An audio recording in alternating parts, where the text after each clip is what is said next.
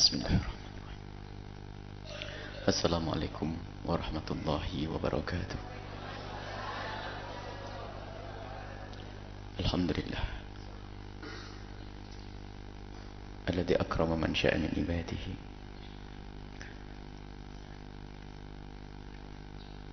bi husnil muamalati bi syariati habib wattabi'ina lahum bi ihsanin ila yaumiddin. Allahumma ya rabbana, Allahumma ya rabbana warzuqna husna al-mutaba'ati bi habibika sayyidina Muhammad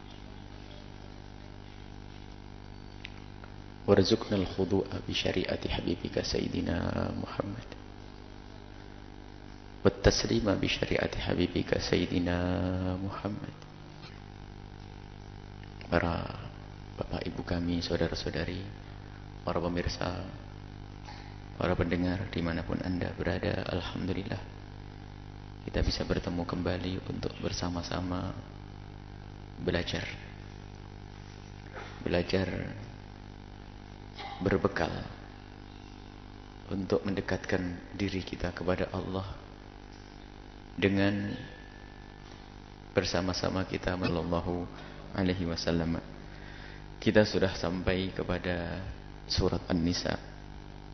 Tepatnya kita sudah sampai kepada ayat yang ke-64.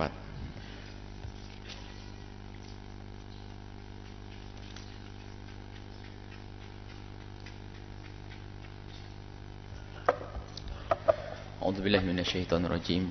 Bismillahirrahmanirrahim.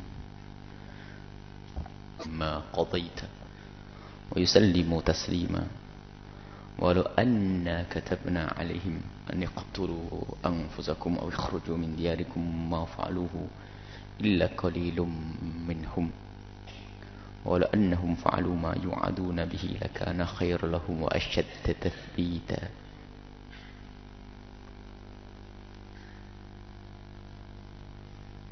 Wa idzal la'atainahum min ladunna ajran 'azima wa lahadainahum siratan mustaqima.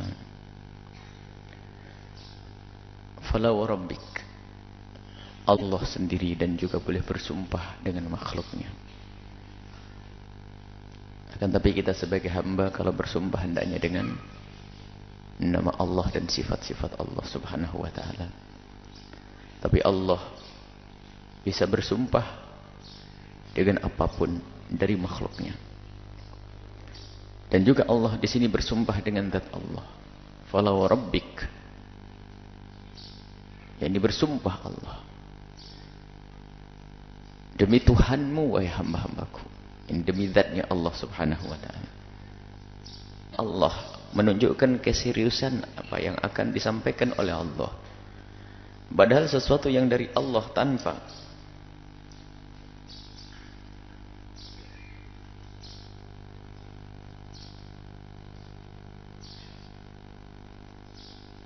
ayat sebelumnya katanya ada ralat. Ayat sebelumnya. Wa ma arsalna min rasulin a'udzu billahi rajim. Bismillahirrahmanirrahim. Wa ma arsalna min rasulin illa liyuta'a bi idznillah walau annahum idzalamu anfusahum ja'uka fastaghfirullaha wastaghfara lahumur rasul. Wa ma arsalna min rasulin, Allah tidak mengutus utusan dari masa ke masa, dari Sayyidina Adam alaihissalam hingga Sayyidina Muhammad sallallahu alaihi wasallam sebagai pungkasan para nabi, tidak mengutus para utusan kecuali utusan tersebut wajib dipatuhi oleh umat, tidak bisa ditawar. Illa liyuta'a, kecuali untuk dipatuhi. Dan patuhnya kita kepada Nabi Muhammad sallallahu alaihi wasallam ini termasuk kemuliaan, sanjungan yang kita berikan kepada Nabi Muhammad. Karena apa? Kita diizinkan. Maka kita tidak boleh menyanjung apapun dari makhluk Allah kecuali yang telah Allah izinkan. Dan kita tidak boleh patuh kepada siapapun kecuali yang telah Allah izinkan. Dan kepatuhan kita kepada Nabi adalah karena izin Allah. Bahkan perintah Allah. Perintah itu melampaui daripada izin. Sanjungan kita kepada Nabi Muhammad pun adalah sesuatu yang telah diizinkan. Dan Allah pun mengajari untuk menyanjung Rasulullah. Mencaci sebagian kaum muslimin yang punya kegemaran untuk menyanjung Nabi Muhammad SAW. Sesaat mengatakan itu kultus, sesaat mengatakan itu syirik dan sebagainya. Yang itu karena mereka memang tidak mengerti keagungan Nabi. Sehingga di saat ada orang mengagungkan Nabi, seolah-olah mengangkat Nabi di atas martabat yang sesungguhnya. Nabi sangat agung. Dan menyanjung Nabi Muhammad adalah perintah Allah Subhanahu wa taala. Dan Allah yang mengangkat Rasulullah, wa innaka la'ala khuluqin 'adzim. Wahai Muhammad, di kalangan makhluk-makhluk mulia para malaikat, innallaha wa malaikatahu yusalluna 'alan nabi. Para malaikat pun bersalawat kepada Rasulullah, disebut nama Nabi. Ini pendidikan dari Allah untuk mengagungkan Nabi, membesarkan Nabi, memuliakan Nabi. Akan tapi sebagian hamba yang tidak mengerti agungnya Nabi, maka di saat ada orang mengagungkan Nabi, dia kaget. Cinta-cinta Nabi SAW telah menyusun syair-syair indah yang menggugah hati, membangkitkan kerinduan kita kepada Nabi SAW. Dan ketahuilah, semua sanjungan yang mereka berikan tidak akan masuk bab kultus. Biarpun Nabi pernah melarang latutruni kama atratin nasara Isa bin Maryam. Jangan kau kultuskan aku. Nabi melarang mengkultuskan Nabi Muhammad. Tapi larangan Nabi pun dijelaskan oleh Rasulullah yang tidak diperkenankan mengkultuskan Nabi Muhammad, mengangkat Nabi, melebang Nabi Muhammad sebebas-bebasmu, asalkan jangan kau angkat sebagai Tuhan. Dan begitulah Nabi SAW. Bulan ini bulan Rajab, kaum muslimin sibuk dengan Isra Mi'raj, hal yang luar biasa. Untuk mengetahui sejarah perjalanan Nabi, sekaligus apa yang dibawa Nabi, pelajaran di dalam perjalanan Nabi. Dan di saat Nabi diangkat ke tempat yang sangat tinggi, tinggi dan tinggi, Sidratul Muntaha Mustawa, artinya apa? Ditinggikan oleh Allah.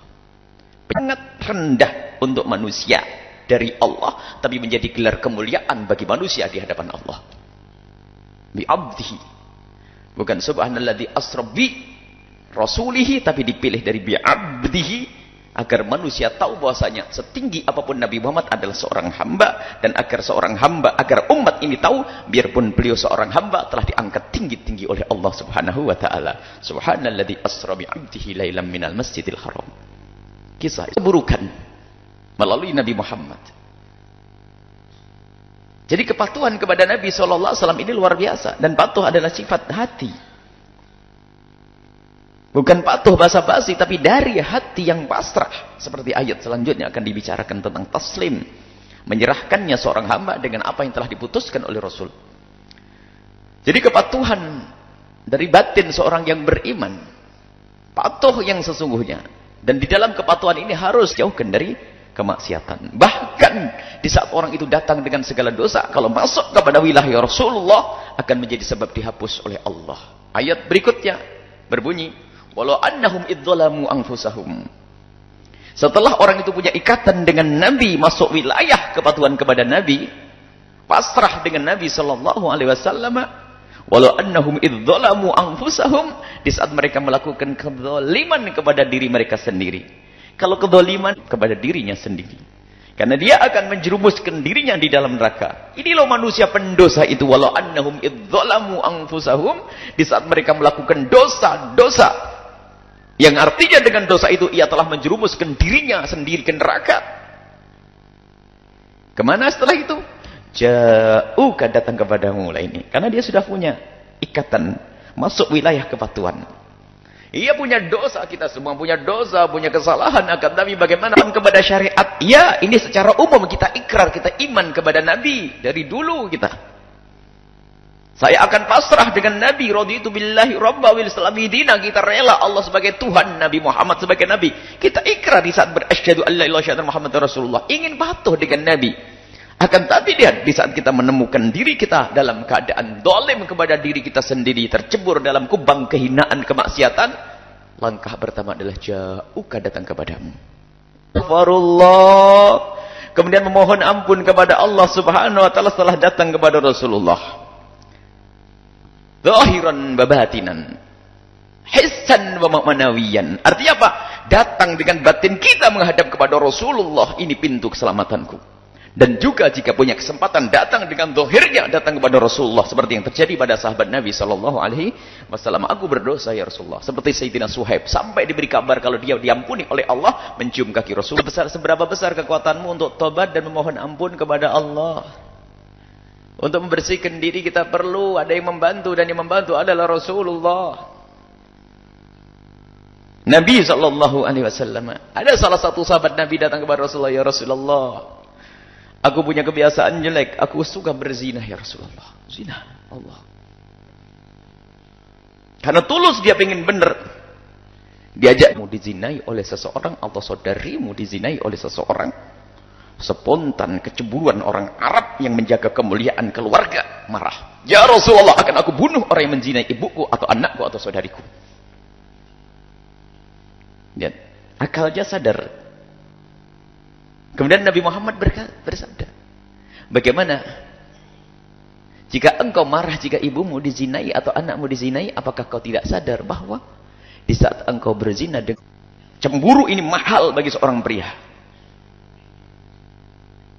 Dan tidak ada di negeri lain, di bangsa lain. Arab punya kecemburuan, dan kita kenal Arab. Arab maksudnya Arab setelah dipoles dengan Islam menjadi Arab plus Islam. Kecemburuan ternyata ada di dalam Islam. Cemburu istrinya dengan siapa bergaul. Wow, cemburu. Ini kejayaan, kemuliaan seorang laki-laki. Di saat ia bisa menjaga istrinya, wanitanya. Arab punya cemburu. Cemburu. Tidak berbohong, untuk tidak berzina. Hindun mengangkat tangan. Ya Rasulullah, apakah kebayang orang seperti kita ini berzina ya Rasulullah? Enggak kebayang bagi wanita mulia untuk melakukan zina yang rendah, hina, busuk, kotor. Enggak kebayang bagi wanita mulia. Akan tapi alangkah rendahnya bangsa yang telah meremehkan urusan perzinaan. Bagi kalangan bangsa mulia, perzinaan adalah berat. Dan wanita laki-laki tersebut datang kepada Rasulullah untuk tobat, ya Rasulullah, aku sering berzina. Dikasih oleh Rasulullah pemahaman Nabi SAW. Maka jangan, ini adalah bab khusus masalah istiqothah, ini bukan tawasul. Sebab datang kepada Nabi, dan Nabi SAW dikatakan sudah mati, tapi ketahuilah Allah memberikan kehidupan kepada Nabi adalah lain daripada yang lainnya. Yang kita bangun adalah keyakinan di sini. Nah, setelah itu apa? Seorang tabi'in, seorang yang duduk di samping kubur Nabi tadi tertidur. Setelah itu mendapatkan mimpi, ketemu Rasulullah. Kasih tahu, seorang badui, orang pegunungan yang minta tadi sudah diampuni dosanya oleh Allah. Ada sebagian yang mencoba melemahkan kisah ini. Kisah ini adalah kisah dalam mimpi, memang tidak bisa jadikan hujjah, akan tapi yang akan kita jadikan hujjah Ibnu Katsir. Ibnu Katsir adalah orang besar yang mendatangkan kisah ini. Apakah Ibnu Katsir adalah orang bodoh tentang kesyirikan? Kalau Ibnu Katsir adalah orang yang bodoh dengan kesyirikan, siapa yang pintar tentang kesyirikan? Ibnu Katsir, kalau memang itu hal kesyirikan, saya tidak akan dituliskan dalam bukunya. Sebab syirik bagi ahli ilmu bukan sesuatu yang tersembunyi. Bukan kita orang bodoh yang kepleset masuk syirik. Ibnu Katsir, orang besar, dia faqih madhab Syafi'i. Biarpun dia berguru dari orang yang akidahnya beda, ternyata beliau juga berpegang dengan akidah Asy'ariyah, Syafi'iyah, dari Syafi'i. Ibnu Katsir bukan orang bodoh tentang akidah. Orang awam iya, nggak ngerti syirik, nggak ngerti ini orang awam. Tapi ini jangan dianggap Ibnu Katsir orang awam. Kalau memang kisah yang disebutkan oleh Ibnu Katsir di dalam tafsirnya, dan di saat Ibnu Katsir menafsiri walau annahum idzalamu tidak menyebutkan tafsir yang panjang, beliau langsung mendatangkan kisah ini. Coba dilihat di kitab ini. Cuman hamba-hamba yang jauh hatinya dengan Rasulullah mengatakan itu adalah tadsis, dimasukkan oleh orang lain. Ini adalah tidak benar dari Ibnu Katsir. Itu kan karangan lidahmu yang memang sudah harus dipotong dari dulu, suka menfitnah para ulama. Bukan masuk bab syirik karena kita tidak minta kepada Nabi pemberian secara langsung, akan Nabi menjadi, ya Allah minta ya Rasulullah istaghfir. Dalam tahun yang ke-17 dalam kitab Bidayah bahkan mengatakan ada minta hujan, ya Rasulullah istasqi li ummatika fa innahum halaku. Dalam riwayat, mintakan hujan kepada Tuhanmu, umatmu telah hancur. Fa yusqaun, kemudian mereka diberi hujan. Dan banyak riwayat. Ini mana istighatsah. Istighatsah menyeru Nabi SAW. Jangan sampai dikit-dikit mengatakan itu syirik. Sebab yang memberi tetap siapa? Allah. Walau annahum idzlam ja'uka fastaghfirullah, sambil beristighfar. Datang kepada Nabi Muhammad. Datang ke Rasulullah. Sambil dia istighfar untuk diri dianya sendiri. Kemudian apa? Nabi Muhammad mengistighfar. Fastaghfarallahumur rasul. Wastaghfarallahum rasul, setelah itu akan menemukan Tawwabur Rahim, Allah Maha Pengampun. Jadi syarat tobat yang sesungguhnya untuk mendapatkan pertobatan dari Allah, yang pertama datang kepada Rasulullah. Ini syarat yang pertama. Yang kedua, engkau mendoakan kita. Nabi Muhammad memohonkan ampun kepada kita. Dalam hadis sahih, tu'radu a'malu ummati. Disodorkan amal umatku kepada aku, kata Nabi SAW. Kalau baik hamidullah. Kalau baik aku akan sanjung Allah, puji Allah Subhanahu wa taala. Kalau jelek istaghfartu li ummati, aku mohon ampun kepada umatku. Begitulah kasih sayang Nabi sampai hari ini pun tidak pernah putus. Maka sambungkan diri kita kepada Nabi Shallallahu Alaihi Wasallam. Baik, 3. Datang kepada Nabi, datang dengan hati kita, datang dengan jasad kita. Tidak apa-apa kita bercita-cita untuk bisa ziarah kubur Nabi Shallallahu Alaihi Wasallam. Karena jasad Nabi ada di sana.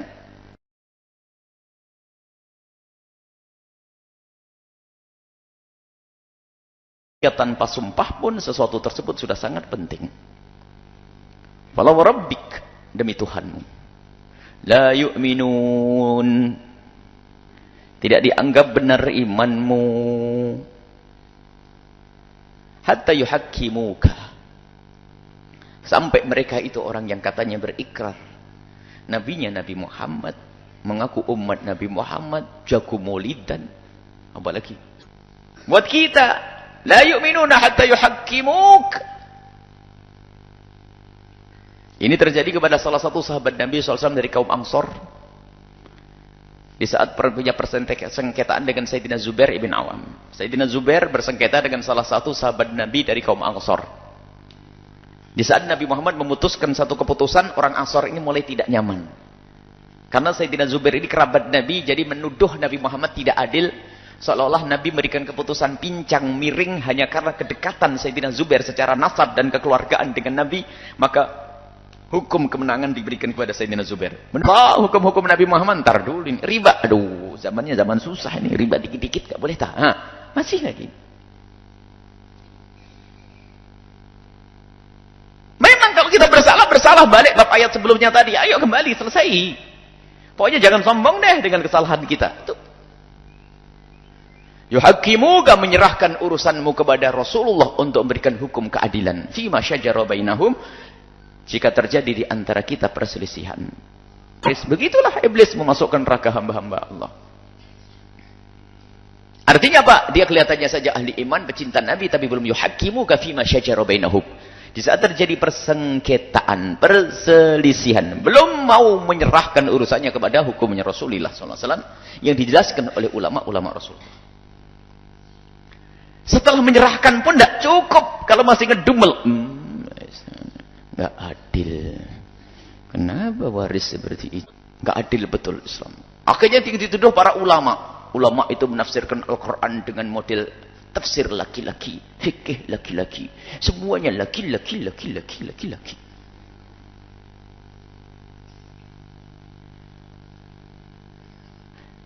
Wanitanya pada nggak ngomong ngaji pada zaman itu. Sehingga banyak fikih laki-laki bukan berarti fikih diskriminatif. Bukan fikih diskriminasi. Sebab kalau kita lacak tentang fikih kelaki-lakian yang dikatakan oleh sebagian orang yang anti-Islam itu, ternyata kalau kita lacak justru tugas berat bagi seorang laki-laki untuk ngayomi. Tidak usah kepikiran ibu waktu kita ngomong poligami sepintas tadi itu. Poligami itu bagi kaum laki-laki nggak gampang loh ya, harus seimbang di sini. Nikah itu bukan main-main, bukan beli kerupuk. Ada tanggung jawab, ada anak, ada ini ya. Bukan urusan syahwat saja. Jadi bagi kaum laki-laki itu ambil istri 2 dan 3 itu sebetulnya dia ambil beban kewajiban yang lebih berat lagi. Akan ditanya di hadapan Allah Subhanahu wa taala. Tapi ingat sisi lain para wanita pun jangan mengingkari hal yang demikian karena itu ada. Kalau semua dijalankan sesuai dengan syariat maka akan benar. Kok dikawal kayak dicurigai terus. Memangnya ente mau ngapain? Ini kan orang-orang yang kenal liberalisme itu. Wanita itu wajib izin kepada seorang suami justru untuk kemuliaan wanita.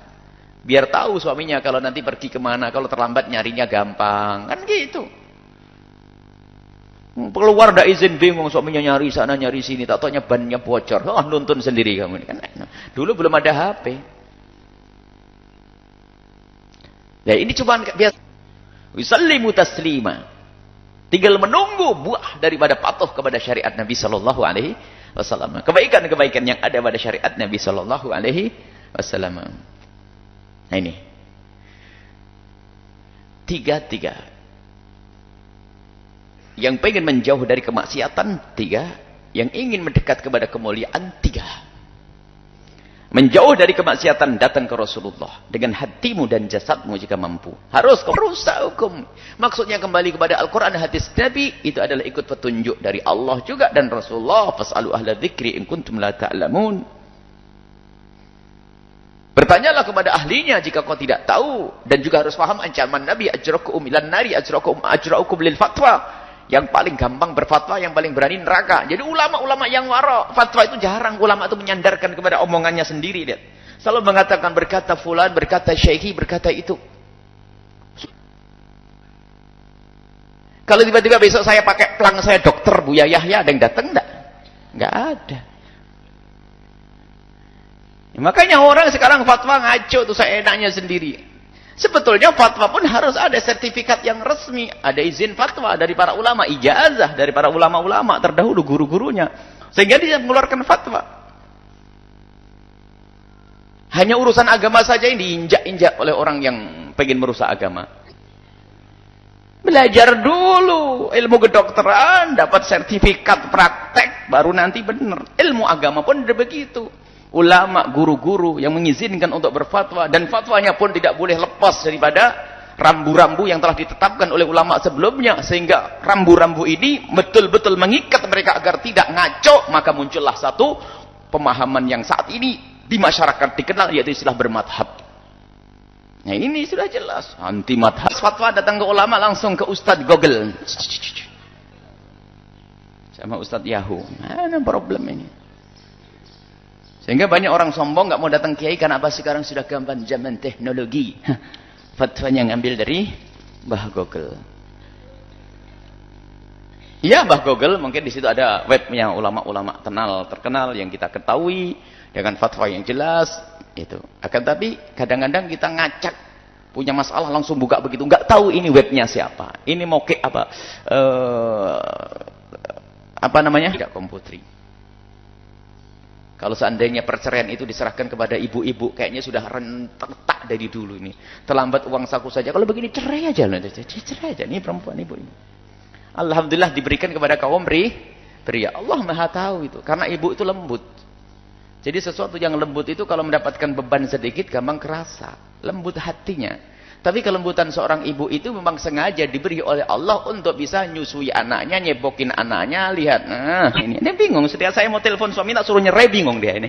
Memang itulah kita paham. Maka para bapak pahami, ibu jangan suka minta cerai. Biasanya itu protes yang tidak beraturan. Alhamdulillah, ini hikmahnya. Allah Maha tahu. Makanya dengan berilmu nanti kita tahu hikmahnya apa. Kenapa nafkah juga kaum pria dan seterusnya. Agar stabil dalam rumah tangga itu ada pemimpin, ada bawahan, ada rakyat yang dipimpin. Dan di situ ternyata saling hidup yang saling menguntungkan, saling memberi. Di saat ada saling mengambil, tapi ada salah adalah sekarang ini propaganda musuh-musuh Allah yang menjadikan keraguan-raguan ini iblis di kaum-kaum Islam yang ngaco ini. Sok mengkritisi ada kelompok pembela kaum wanita, seolah-olah wanita selama ini adalah betul-betul kata pujangga atau penyanyi, dari dulu wanita dijajah pria, wanita dari dulu wanita dijajah pria. Apa itu? Bolak-balik itu. Enggak ada itu. Yang ada adalah wanita diayomi oleh kaum pria. Nggak tahu itu gimana, saya dengar itu. Apakah lagu atau bukan? Kalau lagu saya tidak ada hubungannya dengan lagu saya. Hanya kalimat itu sering saya dengar itu. Nggak ada itu. Ngayomi. Memuliakan itu. Ini adalah upaya-upaya untuk mengedepankan akal mereka. Tidak menjadikan akal mereka patuh dengan syariat, tapi akal mereka patuh dengan hawa nafsu mereka. Dan itu yang dikabarkan oleh Allah. Kerusakan. Di saat hawa nafsunya dijadikan Tuhan. Sehingga muncul setelah itu keraguan-raguan di kaum muslimin itu. Orang kemarin menanyakan tentang poligami Nabi. Urusan Nabi, Nabi maksum. Jangan, ini bukan urusanmu, ini adik. Maka yang bisa menyelesaikan adalah hukum keadilan. Tapi ada di atas keadilan adalah damai. Istilah adik kau ambil saja nggak apa-apa. Nah, ini keadilan. Apa? Suluh, damai. Jadi ada keadilan itu akan ditegakkan di saat ada kebincangan, ditegakkan. Tapi dalam hidupnya seseorang kalau sudah mereka itu adalah saling mementingkan yang lainnya, nggak perlu lagi ditegakkan keadilan. Karena apa? Mereka adalah sudah masuk bab perdamaian yang luar biasa. Tuntutan adalah menegakkan keadilan. Jadi ada, dan menegakkan keadilan melalui syariatnya Nabi Sallallahu Alaihi Wasallam. Ternyata di atas keadilan ada perdamaian, sulhu khair. Itu juga adalah pendidikan dari Nabi SAW. Sehingga kalau seandainya dalam urusan waris, bagaimana kalau dibagi rata? Syaratnya harus disetujui oleh semua ahli warisnya. Dan di saat disetujui oleh semua ahli warisnya, maka itu masuk bab perdamaian. Dan sungguh luar biasa. Jadi dalam diri hati keluarga itu adalah sudah saling mencintai. Kalau ternyata damai tidak bisa, maka tegakkan syariat dengan keadilan sesuai dengan aturan syariat. Untuk menghindari ketoliman. Baik. Syajaru bainahum. Muslim itu sudah enggak tahu, pokoknya kalau sudah syariat Nabi Muhammad pasti hebat. Oh itu. Sudah enggak usah ragu lagi. Sehingga kalau punya masalah datang ke kiai, apa kata kiai? Waduh, apa kata ulama? Selesai. Baik aku dirugikan atau diuntungkan, bukan urusanku. Yang penting keputusan ulama seperti apa ini. Wa yusallimu taslima. Itu hakikat orang yang beriman kepada Allah Subhanahu wa taala. Wallahu a'lam bissawab.